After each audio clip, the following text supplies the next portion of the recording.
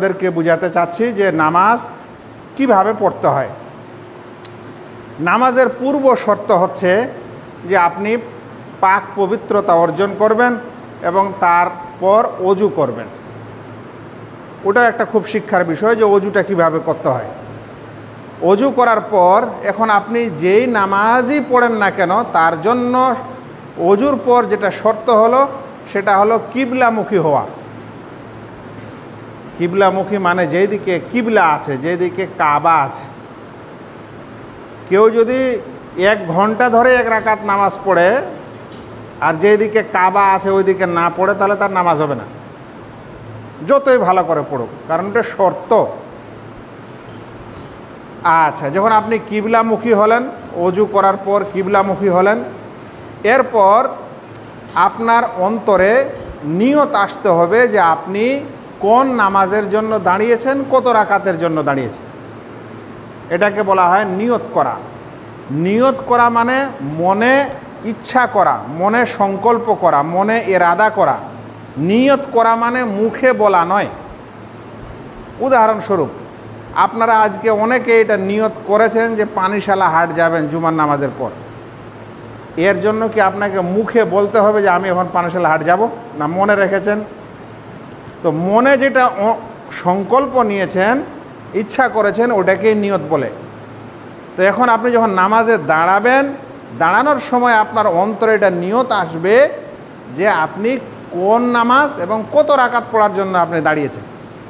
যেমন এখন জুমার নামাজ আজকে, তাহলে যখনই আপনি দাঁড়াবেন তখন আপনার অন্তরের জন্য জুমার নামাজের নিয়ত ইচ্ছাটা অন্তরে আসে, মুখে কিছু বলার দরকার নেই। এই সংকল্প যখন আপনার হলো, এখন আপনি প্রথম কাজটা নামাজের জন্য করবেন তাকবীরে তাহরিমা দেওয়া। এর নাম হলো তাকবীরে তাহরিমা। তাকবীর মানে আল্লাহু আকবার বলা। তাহরিমা মানে এমন একটি তাকবীর যার মাধ্যমে দুনিয়ার সকল কাজকর্ম হারাম, এই জন্য এর নাম হচ্ছে তাকবীরে তাহরিমা। এবার তাকবীরে তাহরিমা মানে আল্লাহু আকবার বলা। তো আল্লাহু আকবার বলা এটা হলো মুখের কাজ, আর বলার সাথে সাথে আবার এই হাত উপরে তোলা এটা হচ্ছে হাতের কাজ। এখানে আসলটা হচ্ছে মুখে বলাটা।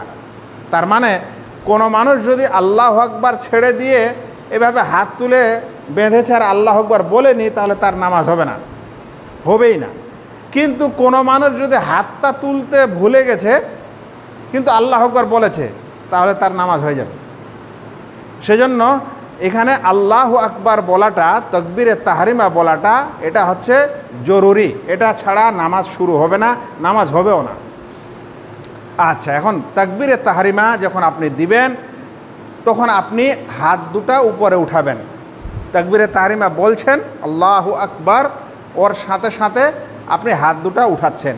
এই হাত দুটা উঠাতে হবে, এই জিনিসটা আমরা অনেক ভুল করি। উঠাতেও ভুল করি, আবার উপরে রাখতেও ভুল করি, আবার নিচে ছাড়তেও ভুল করি অনেকে। প্রথম ভুল, কিছু মানুষকে দেখবেন এভাবে আল্লাহু আকবার বলার সময় কান দুটা ধরবে। কান ধরার কথা তো আল্লাহ ভাই বলেননি, আর না রাসূল করিম সাল্লাল্লাহু আলাইহি সাল্লাম বলেছেন তোমরা কান ধরো। এই কান ধরাটা দুনিয়ার মানুষের শাস্তি। এখানে আপনাকে শাস্তি দেওয়ার জন্য আল্লাহ ডেকেছে যে আপনি কান ধরবেন। আবার কান ধরছে, এবার যেভাবে বাচ্চাদেরকে মাস্টাররা কান ধরায় ওইভাবে কান ধরছে। এটা 1 নম্বর ভুল। না, আপনাকে কান ধরতে হবে না, ছুঁতেও হবে না। এই হাত দুটা যখন উঠাবেন মনে রাখবেন হাতের তালুটা যেন কিবলার দিকে থাকে। এটাকে বলা হয় হাতের ভিতরের অংশ, আর এটাকে বলা হয় হাতের উপরের অংশ। তো তাকবীরে তাহরিমায় দেন আর অন্য তাকবীরে দেন, যখন আপনি হাত তুলবেন তখন এই ভিতরটা তালুটা যেন কিবলার দিকে থাকে। মানে আমি যদি এইভাবে হয় তাহলে কিবলার দিকে হলো, তো এইভাবে কিবলার দিকে থাকবে। এই আঙ্গুলগুলা কতখানি উঠবে? তো এই আঙ্গুলগুলার 2টি স্থান আছে। হয় আপনার এই কানের লতি বরাবর উঠবে এই এতখানি পর্যন্ত, কিংবা আপনার এই বাহু বরাবর উঠবে। বাহু মানে এটা বরাবর। তো এই বরাবরও উঠালেও হবে আর এই বরাবর উঠালেও হবে, কিন্তু আপনার হাতের তালুটা যেন কিবলার দিকে থাকে। আমরা অনেক সময় এটা উঠাই, কেউ এরকম করে ছেড়ে দিলাম, কেউ এরকম করে দিলাম, কেউ আরও কিছু করে দিলাম। না, এটা সহি পদ্ধতি না। তো আপনি যখন বলবেন আল্লাহু আকবার, তখন আপনার এই হাত এই কানের লতি বরাবর বা বাহু বরাবর হবে। এটা দূরে যাবে না, হাতগুলা আপনার এখানে কাছে থাকবে। আচ্ছা, এই তাকবীরে তাহরিমা হচ্ছে নামাজের প্রথম রুকুন, এটা ছাড়া নামাজ হয় না। এই তাকবীর যখন দিলেন তখন দুনিয়ার কাজকর্ম আপনার জন্য হারাম হয়ে গেল। মানে আপনি যদি এখন ইচ্ছা করে কথা বলেন, নামাজটা বাতিল হয়ে যাবে। ইচ্ছা করে কোনো জিনিস খান, তো আপনার নামাজ বাতিল হয়ে যাবে।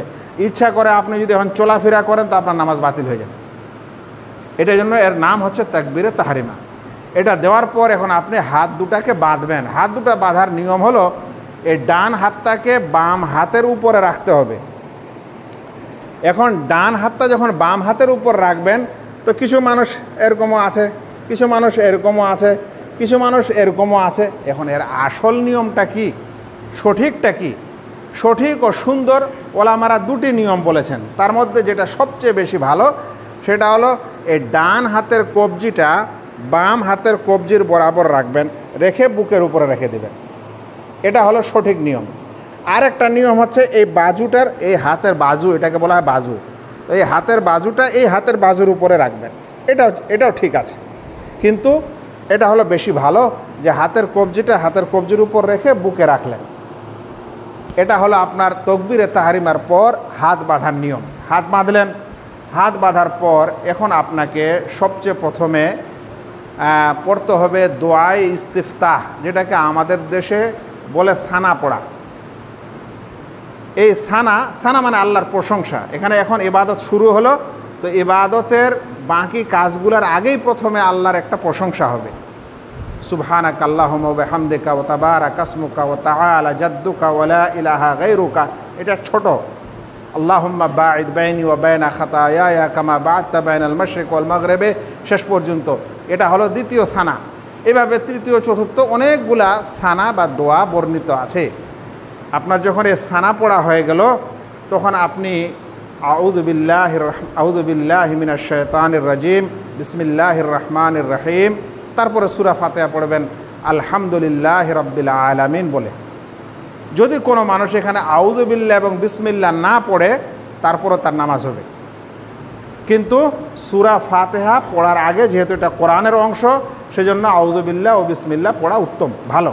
ছুটে গেলে নামাজ হয়ে যাবে। তাহলে আপনি তাকবীরে তাহরিমা দিয়ে হাত বেঁধেছেন, দোয়ায়ে ইস্তিফতাহ সানা পড়েছেন, তারপরে এখন আপনি আউযু বিল্লাহ বিসমিল্লাহ বলে আলহামদুলিল্লাহি রাব্বিল আলামিন আর রহমানির রহিম, এগুলা একটা একটা করে আয়াত পাঠ করবেন, তাড়াহুড়া করবেন না। তাড়াহুড়া ইবাদত আল্লাহ তাআলার কাছে পছন্দ নয়, আর দুনিয়াতেও পছন্দ নয়। আপনি যদি একটা অফিসার মানুষ হন আর আপনার কাছে কারো দরকার আছে, তা আপনি যে তাড়াহুড়া করেন, ওখানে তাড়াহুড়া করেন, অফিসারটা আপনার কাজ করে দিবে, মানে আপনি বড় না ও বড়? ওখানে আপনি গেছেন, আপনাকে নম্র ভদ্র বিভিন্ন কৌশলে কাজটা আদায় করতে হয়। এখানে আপনি আল্লাহর কাছে দাঁড়িয়েছেন, আল্লাহর সামনে, এখানেও দাঁড়ানোর বিষয়টা বুঝতে হবে। সবচেয়ে উত্তম ইবাদতকারী সে, যখন সে ইবাদত করে তখন ইবাদতে ইহসান করে।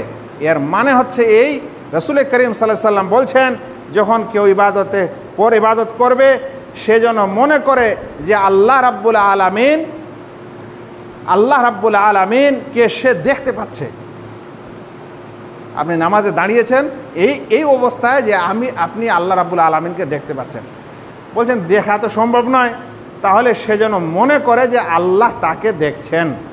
তো যদি আল্লাহ তাআলার কাছে আপনি দাঁড়িয়েছেন আর আল্লাহ আপনাকে দেখছে, তা আপনি ওই ফুটুর তাড়াহুড়া করবেন, এটা কিভাবে মানাবে আল্লাহ তাআলার সাথে? সেজন্য এই ইবাদতে তাড়াহুড়া নেই। আচ্ছা, এবার সূরা ফাতিহা আপনি পাঠ করতে লাগলেন।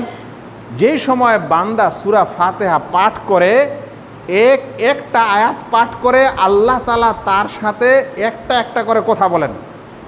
এই কথাটা ভালো করে মনে রাখবেন। এটা হলো ইবাদতের সম্পর্ক আল্লাহ তাআলার সাথে, ইবাদতের গুণ। আল্লাহ যখন কোনো বান্দা বলে আলহামদুলিল্লাহি রাব্বিল আলামিন, তখন আল্লাহ বলেন এই বান্দা আমার প্রশংসা করলো। আচ্ছা বলেন তো, আল্লাহ যদি, আপনি নামাজ পড়ছেন আর আল্লাহ বলে এই বান্দা আমার প্রশংসা করলো, তাহলে এর চাইতে সম্মানের কোনো বিষয় আর হতে পারে? এইভাবে আপনি পড়তেই থাকবেন, আর সূরা ফাতিহার লাস্ট আয়াতটা যখন পড়বেন, ওখানে হচ্ছে দোয়া।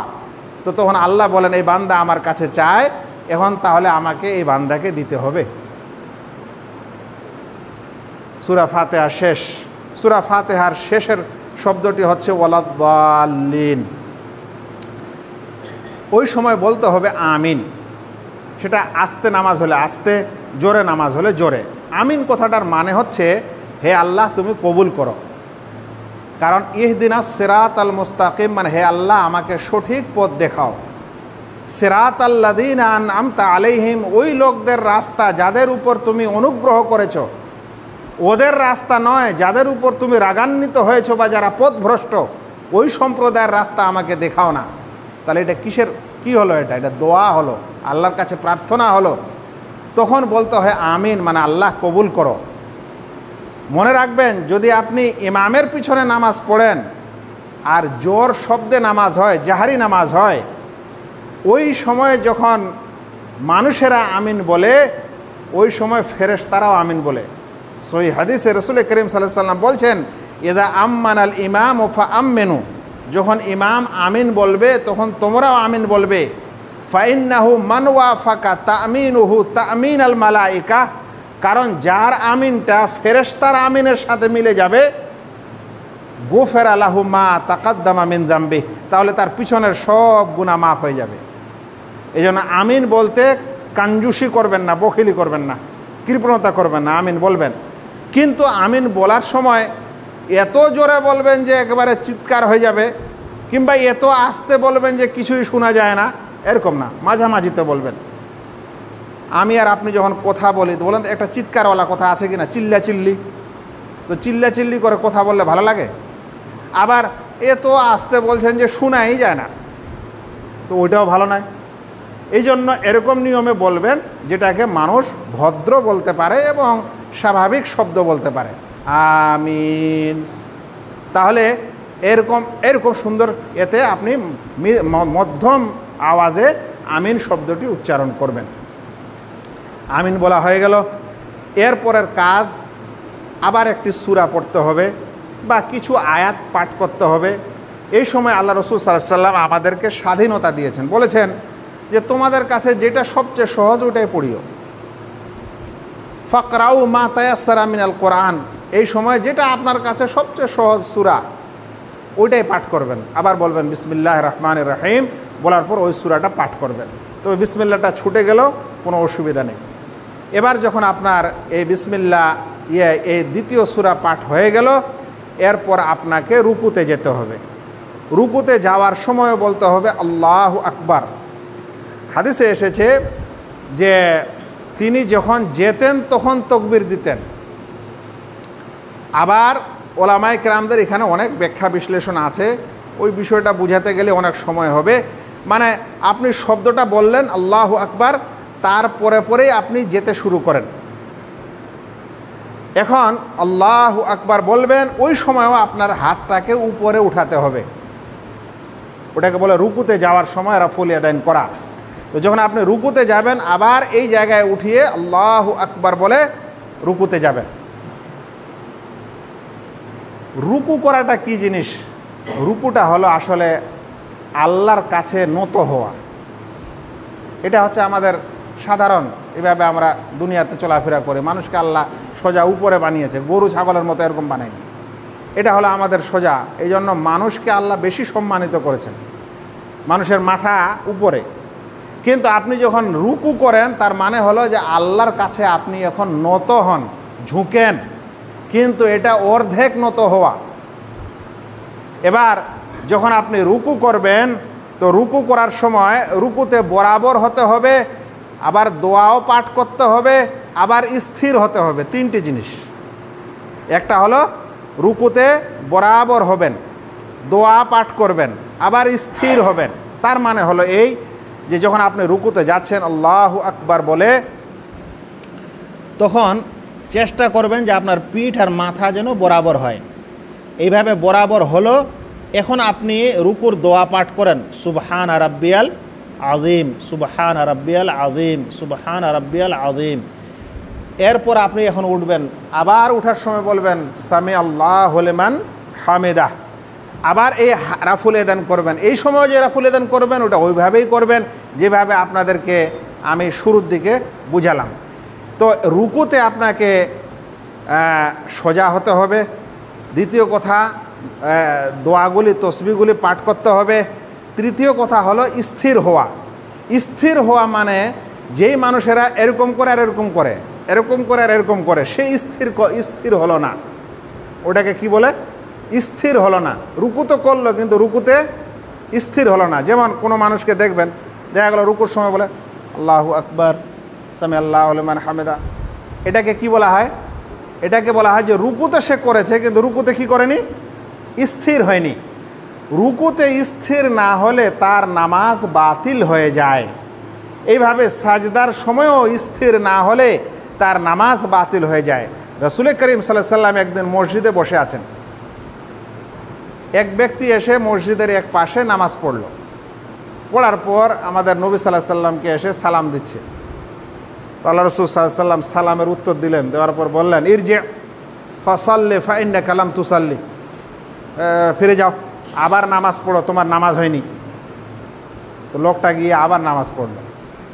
পড়ার পর আবার নামাজ শেষে এসে আল্লাহ রাসূল সাল্লাল্লাহু আলাইহি ওয়াসাল্লামকে সালাম দিল। সালামের উত্তর দেওয়ার পর আল্লাহ রাসূল আবার বলছেন, ইরজি ফাসাল্লি ফাইন্নাকা লাম তুসাল্লি, আবার ফিরে যাও, নামাজ পড়ো, তোমার নামাজ হয় না।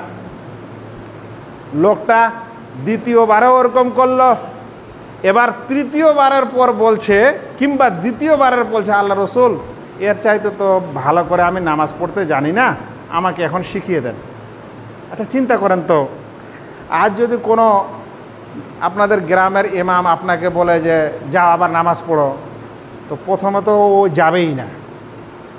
তো তুমি ফের কে যে আমার নামাজ হলো কি না হলো অমুক তমুক বলবে কেন আমাকে? আমি যেমন মন তেমন পারি। ওই সাহাবের আদব কায়দা দেখেন যে 3 বার ওই কাজ করছে। আল্লাহ রাসূল কিন্তু চট করে বলছেন না।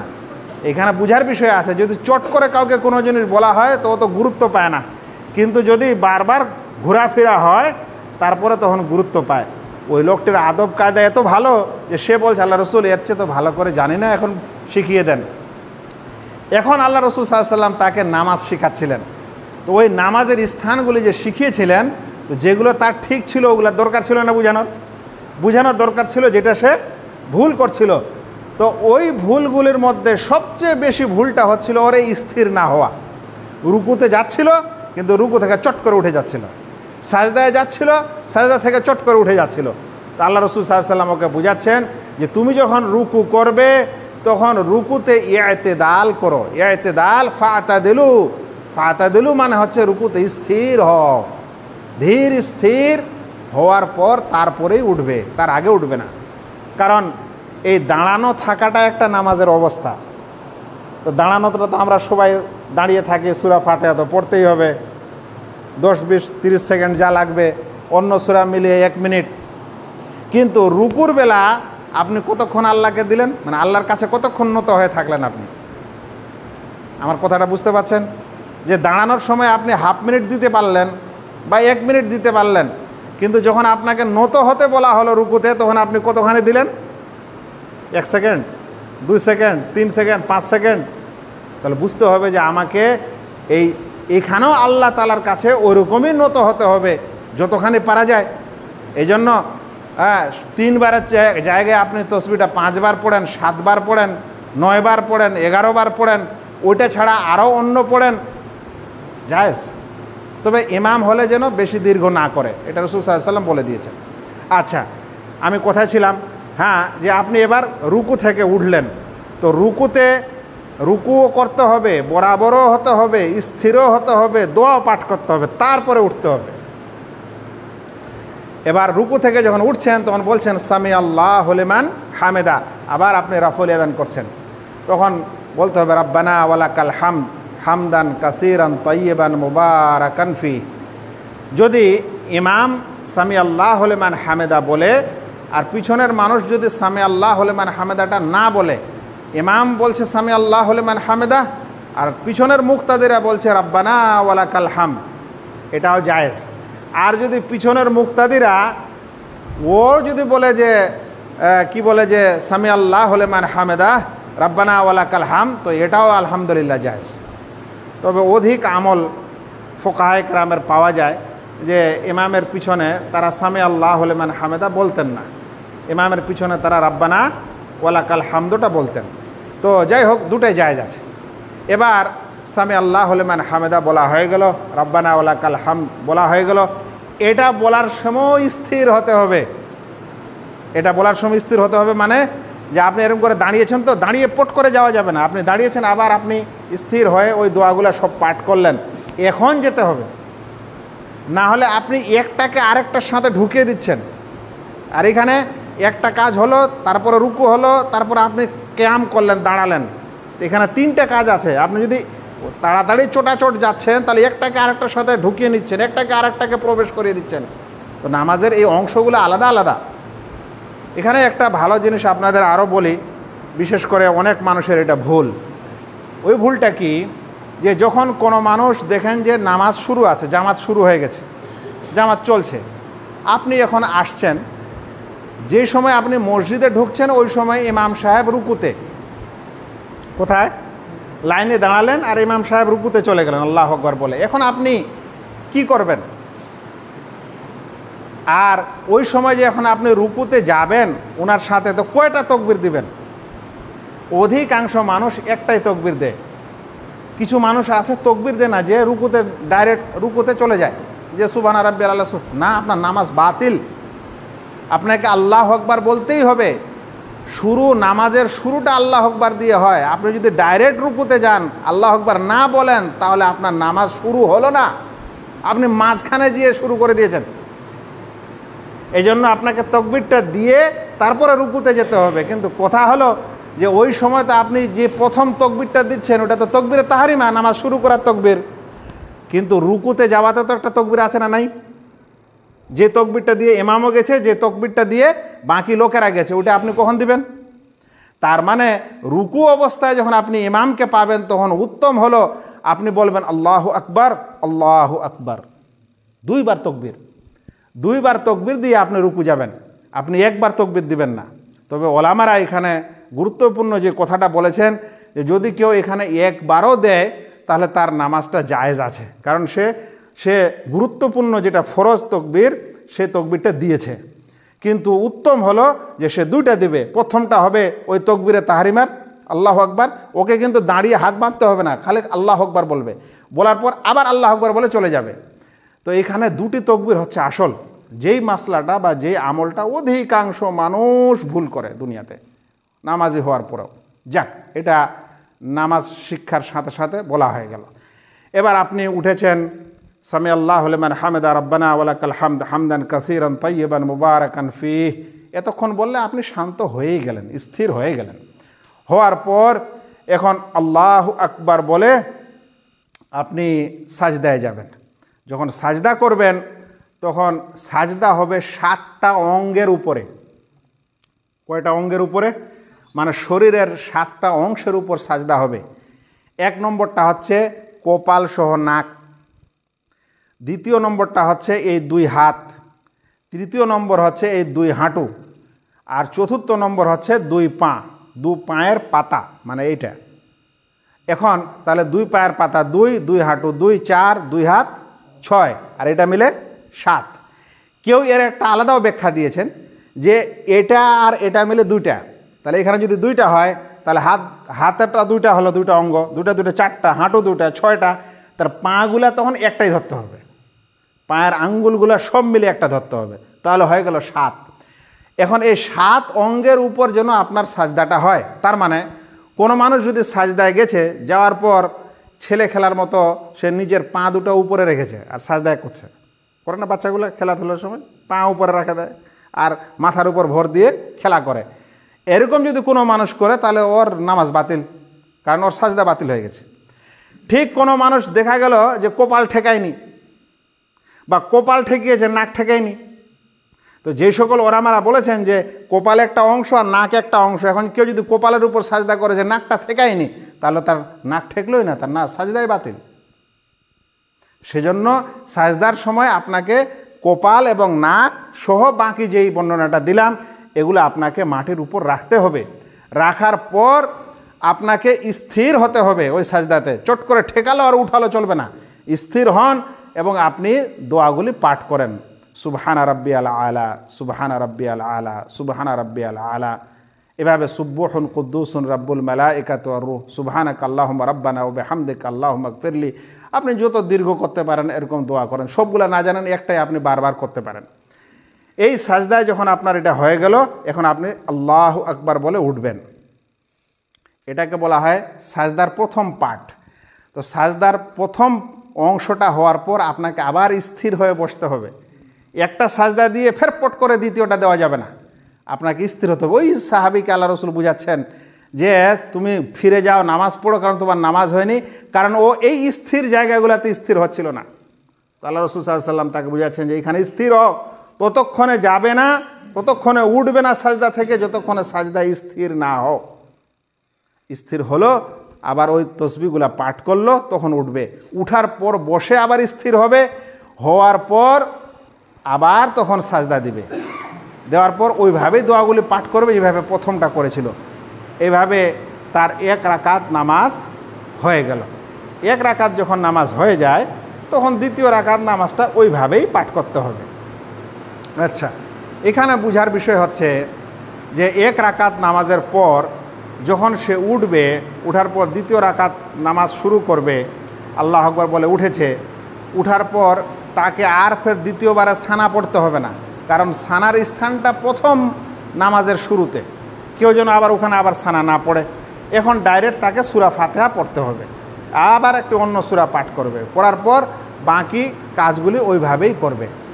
যদি 2 রাকাতওয়ালা নামাজ হয় তাহলে এখন সাজদা দেওয়ার পর বসবে। এই বৈঠকটাকে বলা হয় তাশাহুদ। কি বলা হয়? তাশাহুদ। তো নামাজ হয় 2 রাকাতওয়ালা হবে, না হলে 3, না হলে 4। এখন যদি 2 রাকাতের নামাজ হয় তাহলে ওইটাই শেষ বৈঠক, ওইটাই প্রথম বৈঠক আর ওইটাই শেষ বৈঠক। যদি 3 রাকাতের হয় তাহলে প্রথমটা 2 রাকাতের পর ওটাকে বলা হয় প্রথম বৈঠক, আর তৃতীয় রাকাতের পর যেটা বসবে ওটাকে বলা হয় শেষ বৈঠক, শেষ তাশাহুদ। যদি 4 রাকাতের হয় তাহলে 2 রাকাত নামাজের পরেরটা হবে প্রথম তাশাহুদ, আর 4 রাকাতের পর যেটা বসে থাকবে ওটা হবে দ্বিতীয় তাশাহুদ। প্রথম তাশাহুদে সাধারণত আপনি আত-তাহিয়াতু পাঠ করবেন, আত-তাহিয়াতু লিল্লাহি ওয়াস-সালাওয়াতু ওয়াত-তাইয়্যিবাতু বলে শেষ পর্যন্ত। কোনো মানুষ যদি এই আত-তাহিয়া পড়ার পরও আরও কিছুটা পড়ে নেয় দরুদ পর্যন্ত প্রথম বৈঠকেই, তো নাজায়েজ নয়, ইনশাআল্লাহ ওইটাও জায়েজ, ওটাও আমল প্রমাণিত।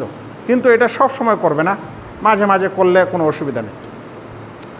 এবার প্রথম তাশাহুদ হয়ে গেল। যদি এখন তৃতীয় রাকাতের জন্য হয় তাহলে তৃতীয় রাকাতের জন্য উঠবে, চতুর্থ আর এভাবে যদি 4 রাকাত হয় তাহলে আবার উঠবে। নচেত এখন আত-তাহিয়াতুর পর দরুদ পাঠ করবে, আল্লাহুম্মা সাল্লি আলা মুহাম্মদ ওয়া আলা আলি মুহাম্মদ কামা সাল্লাইতা আলা ইব্রাহিম ওয়া আলা আলি ইব্রাহিম বলে শেষ পর্যন্ত। তারপরে 4টি জিনিস থেকে আল্লাহর কাছে পানা চাইবে। আল্লাহুম্মা ইন্নী আউযু বিকা মিন আযাবে জাহান্নাম, হে আল্লাহ তুমি আমাকে জাহান্নামের আযাব থেকে বাঁচাও। আল্লাহুম্মা ইন্নী আউযু বিকা মিন আযাবে জাহান্নাম ওয়া আউযু বিকা মিন আযাবিল কবর, আল্লাহ আমাকে কবরের আযাব থেকে বাঁচাও। আর হে আল্লাহ তুমি আমাকে মাসিহুদ দাজ্জাল, এই দজ্জালের ফিতনা থেকে বাঁচাও। আর হে আল্লাহ আমাকে মরণ এবং জীবনের ফিতনা থেকে বাঁচাও। এই 4টা যখন হয়ে গেল তখন আপনি সালাম ফিরাবেন। এর থেকেও আরও অনেকগুলো এখানে দোয়া আছে, তবে কম করে হলে আত-তাহিয়া পড়বেন আর দরুদটা পাঠ করবেন, করার পর এখন আপনি সালাম ফিরাতে পারেন। বাকি দোয়াগুলি পাঠ করা আপনার জন্য উত্তম, জরুরি না। এই শেষ বৈঠকে যখন আপনি বসবেন তখন আপনার এই হাতের আঙ্গুলগুলো আপনার হাঁটুর উপর থাকবে বা উরুর উপর থাকবে, দুটাই হতে পারে। হাঁটুর উপর মানে যেভাবে এরকম করে হাঁটুটা ধরে চেপে, আর উরুর উপর মানে এইভাবে। তো 2 নিয়মই হাদিসে বর্ণিত আছে। এই সময় বসার সময় আপনার যেটা ডান হাত হবে এটা এরকম সোজা থাকবে না, ডান হাতের এই বুড়া আঙ্গুলটা আপনার এইখানে থাকবে। এই যে এই আঙ্গুলের একটা গিরা আছে না, গিরা আছে, এই আঙ্গুলটা এখানে থাকবে এইভাবে। এখন এটা একটা নিয়ম। দ্বিতীয় নিয়ম হলো এটাকে আপনি এইখানে রাখবেন, বুড়া আঙ্গুলটা এই মাঝের আঙ্গুলের এখানে রেখে এটা বালার মতো তৈরি করবেন, করার পর আপনি এইভাবে এই আঙ্গুলটা রাখবেন। আর তৃতীয়টা হচ্ছে যে আপনি এসব আঙ্গুলগুলোকে এইভাবে মুড়ে রাখবেন, এইভাবে মুড়ে। তো আপনি এরকম তিনটার মধ্যে যে কোনোটার উপর আমল করতে পারেন, বা মাঝে মাঝে এটা, মাঝে মাঝে ওটা, মাঝে মাঝে ওটা, এভাবে আমল করতে পারেন। একটা হলো কি বললাম, এরকম, আরেকটা হলো এরকম, আরেকটা হলো এরকম, সবগুলা থাকবে। এই সময় এই আঙ্গুলটা আমাদের, এটা একটা বড় ওলামাদের মতভেদের মাসলা, যে আঙ্গুলটা কি সবসময়